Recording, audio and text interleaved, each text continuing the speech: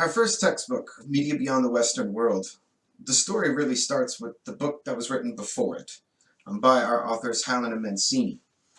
And that book was just called Comparing Media Systems. And they specifically looked at 17 countries in North America and Europe and looked at the relationship between media and politics to try and figure out how they work in these 17 advanced economically and democratically governed countries. So what they ended up finding out is that models was the way to go. They wanted a structured, quantitative way to look at and analyze media systems in these countries. They came up with three different models: the Mediterranean, or the polarized pluralist model, which has countries like France, Greece, Italy, Portugal, and Spain. Then they came up with the North, or Central Europe, or the democratic corporatist model, which has countries like Austria, Belgium, Denmark, Finland, Germany, Netherlands, Norway, Switzerland. And then they came up with a third model, the North Atlantic, or the liberal model, which has Britain, the United States, Canada, and Ireland in it. Now, when looking at these different countries, they used four variables and different values within these variables in order to characterize the media and politics relationship in these countries. The four values that they looked at, or the four variables they looked at, were newspaper industry, as they measured by newspaper circulation in the country, high, medium, or low. They looked at political parallelism, which is the degree to which political parties actually influence media. And once again, you have a low, medium, or high value. Then they looked at journalistic professionalism inside the country. And they measured it again, low, medium, or high. And what kind of journalistic professional standards are they talking about? Generally speaking, we're talking about democratic media values. So ethics, so checking your sources, journalistic integrity, journalistic independence, these kinds of things. And as far as watchdog journalism is really something that they were concerned with as well. And in the last variable they looked at was the role of the state. How involved in media are governments of these 17 countries? So again, here we have newspaper circulation, we have political parallelism, we have journalistic professionalism, and then we have role of the state as our four main variables. Now in a second we'll go into what each of these models are as far as the values of these variables within them and the countries that are inside of these models. The first of our models that we're going to go over is the Mediterranean, or the polarized pluralist model. This model is representative of 5 European countries: France, Greece, Italy, Portugal, and Spain. And the measure of the four variables is what we're concerned about, because this will give us our first comparative analysis between European countries and North American countries as far as media and politics goes. So for polarized pluralist model countries, newspaper circulation rates are generally low.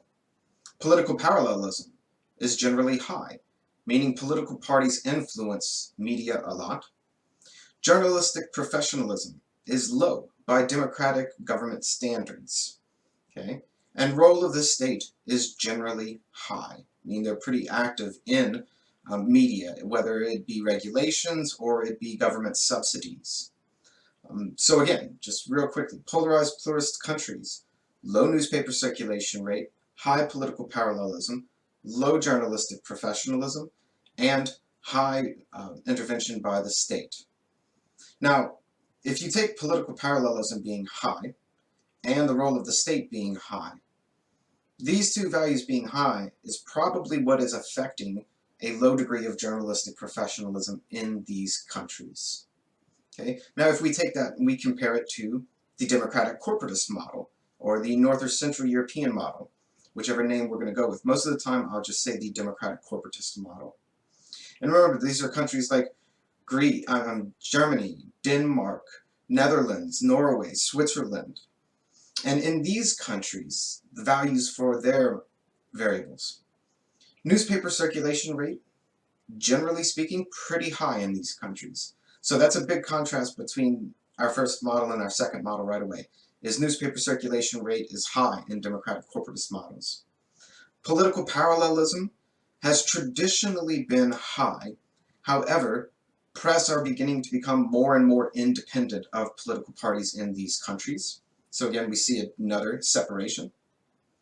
And then the role of the state tends to be high, just like the polarized pluralist model, but with an asterisk.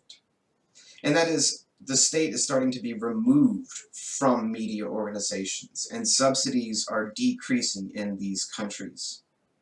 And that feeds into journalistic professionalism, which in these countries, for a democratic corporatist model, journalistic professionalism is pretty high.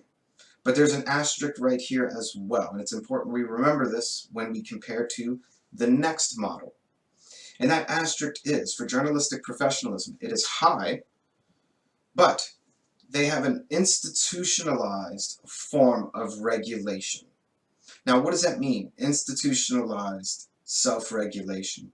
That means, generally speaking, in these countries, there is a system level, either an industry level or a government level ethics board, or some kind of board that regulates the quality of media and news in the countries.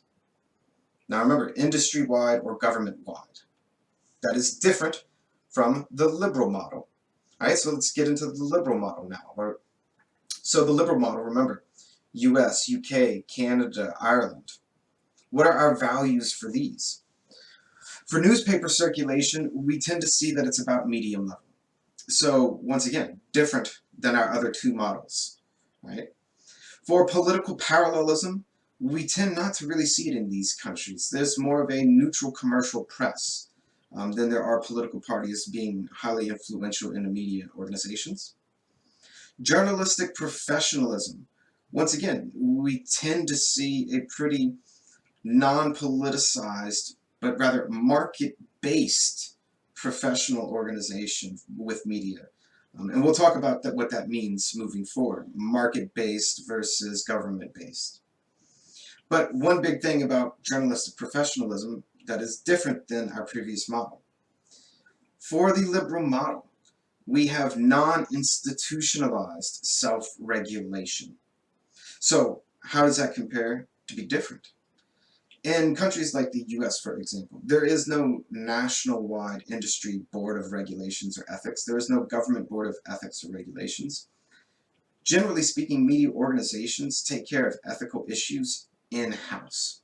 If one of the journalists at CNN or Fox News goes unhinged or reports something that is not true, the organization takes care of it itself. The individual doesn't have to go before a national or industry-wide ethics board. Right, so that's a big difference. And in the role of the state, generally is almost non-existent. Now, in some cases, Ireland and in the UK, there were some subsidies. However, they have been backed off for the most part. So that's our three models. We're going to be working with these three, the polarized pluralist, the democratic corporatist, and the liberal model, for the next half of a month. So the idea that our authors originally built these models on were to characterize media and politics relations in European and democratic countries in North America. The moment they published that book comparing media systems, political scientists started automatically asking, could we export your models to other countries outside of the West? And the project, Comparing Media Systems Beyond the Western World, was born. And that's how we got to our textbook. So we're starting with models on countries that we are really familiar with, and we are trying to export those models to other countries. And this week, the first three countries that we're going to do that to will be Israel, then Poland, and then Lithuania. And then we'll see what's after that at the end of the week.